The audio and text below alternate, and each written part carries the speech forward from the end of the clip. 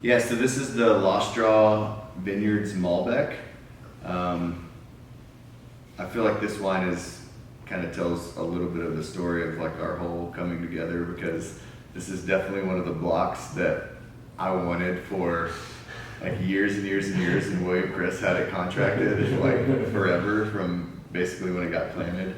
And yeah, we get the sob story about how it's the only Bordeaux variety that Lost Draw produces. Is this Malbec, and it's from Lost Draw Vineyards, and it's a kind of a cool way to talk about it. But we got to make some of this. We started in 2015. He actually just like pinched me off a little bit of it to make, and then in 16 and 17, I think we split a lot, and then now we've kind of taken it all over.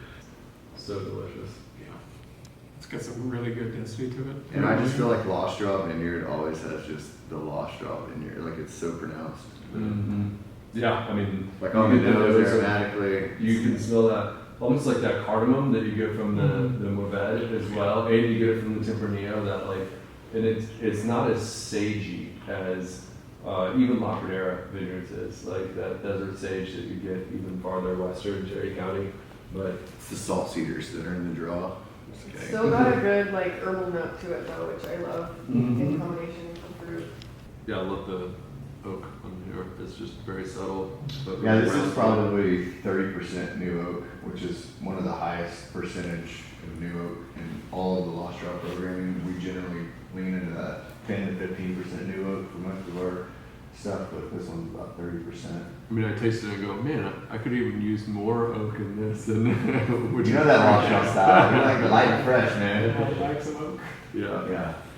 I also want to point out, this is at High Plains, but I've found in the recent years that Malbec has been a really successful grape in the hill country. At Uplift Vineyard and even at Blackman Estate. Yeah, you kind of got to pick your spots a little bit, because we just, You the can't put it on a high vigor site with a Yeah. high vigor rootstock. the high estate didn't do. I mean, we got some great vintages out of that block, but we had to pull it just because it was so there's so much nitrogen in so this. much money to degrade those vines or to lighten the crop. Yeah.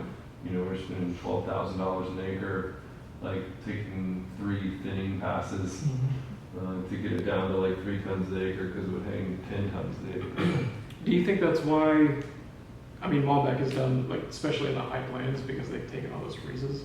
High Plains is Malbec is coming out pretty good, like for the past couple of years, and other varietals haven't. Well, I mean, we didn't pull a crop at Gillum Gap this year.